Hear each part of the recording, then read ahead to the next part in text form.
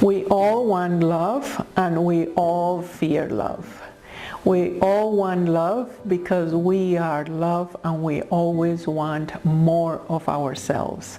And we fear love because love is a threat to our surrender, to our spiritual surrender, to our merging and communion with the unknown, with laws that are so organic, so undescribable by the mind. So in a way, always love is threatening.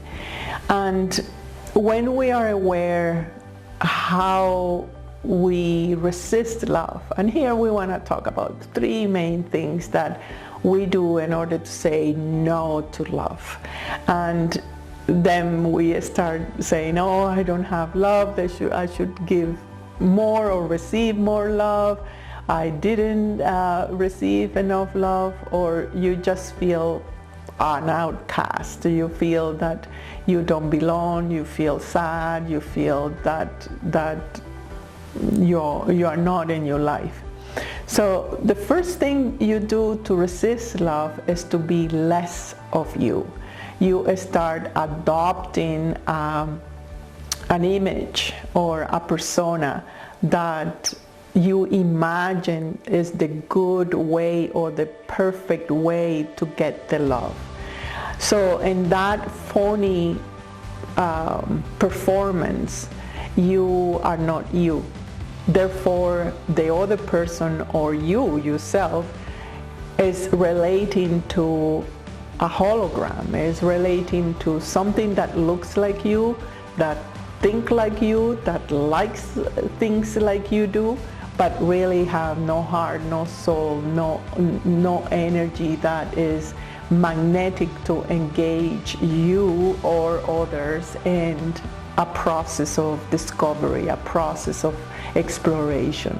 So everything in there, it becomes very flat, it becomes very predictable, and you get bored, and then you start wanting to experiment and look somewhere else to find love. But you are not realizing that by you not being completely you, which is love, you are not displaying love and you are not attracting the matching frequency that sustains. The other thing we do is we imagine what love is, and we start pursuing something that we only have an imagination of how it may feel happy, or in any kind of concepts that you put around love. The sentiments of love. Oh, the other person love me if he bring me flowers, or he cooks, or do this for me, or doesn't do that for me, or then you start wanting to match your own self and any other person to that kind of idea of how it should be. Love is not a sentiment, is not something, is not even a feeling. Love is a much more profound state of being, where everything is inclusive, where everything is part of you, and you acknowledge that and function from that part. Therefore, the sense of help or service or friendliness comes naturally and is dynamic. It may be 10 minutes with one person and 25 years with another one, and forever with you. So they have different kind of rhythms and cycles, and the state of being flow, and that's part of the threatening, that why you resist love, why you don't want to go into that path. You do prefer to have a concept of love, for example marriage, and hold on it and put an idea of I should be this way, and that's how I will be happy. But you don't allow the actual dynamics between two people, or your own lessons, and opportunities, challenges to be your teacher. So you concept them as saying, no, I don't want to be love, and I don't want to be love. I don't want to incarnate love. So it's a negation that inevitable is going to make you suffer. Inevitable is going to make you feel that there's nobody in the world to love, and there's nobody in the world to love you. It creates an impossibility, because if you meet the apple, then you want pears, and if you meet the pears, then you want apples, and you do that to yourself. You change the concept of what is to be loved by you and how is to be in a state of love. And that is a huge difference when you start seeing love from a different perspective. Then you are not forcing something in your heart that you will sooner or later reveal, and you won't like it. Nobody likes it, that say, okay, you have to love me this way and you have to be my way. So that's one way that you say, no, I don't want to be loved. And the third one is the simple position that you do have in front of the unknown.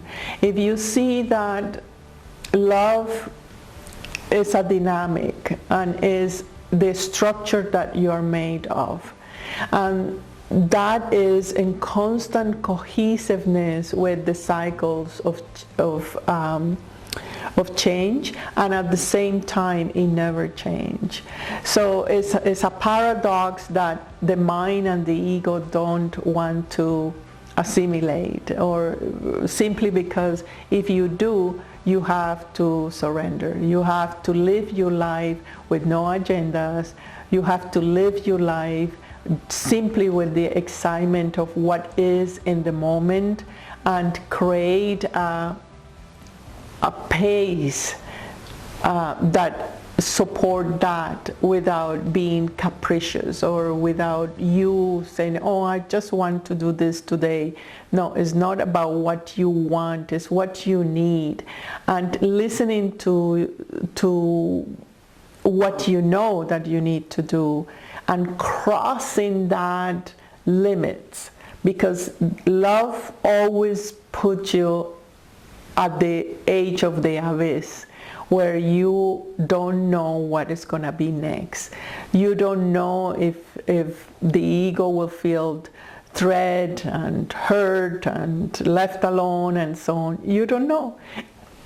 But taking those risks, taking those challenges that comes every day in your daily life, you are saying yes to love. You are engaging in something that is alive. Love is not death. Love is fun, is joy, is capricious, is spontaneous. And once you are in that flow, you become highly creative. You become highly passionate about your own expression and life. So the refusal of love have the consequences of you feeling flat, you feeling that you are not going anywhere, that inside there is no nourishment. You become cold, you become a strategist instead of tapping into a higher intelligence that link things together and is able to express it as it comes. So love is the recognition that you are love. Love is the empowerment that you give to you by engaging in your passion constantly, by you always defending or protecting that space where your uniqueness is always right, where your wisdom is always appropriated or is appropriated to the moment and to the people, and that your impulse is a sign of strength, a sign of your impulses, your joy, is when you're breaking something that is known to you. In that moment, you are in agreement with love. It's not about the sentiment or wanting to others to love you. Please don't go that way. It's a waste of time, and it's an impossibility. It doesn't exist. No one is able to love you in the capacity that you are able to love yourself.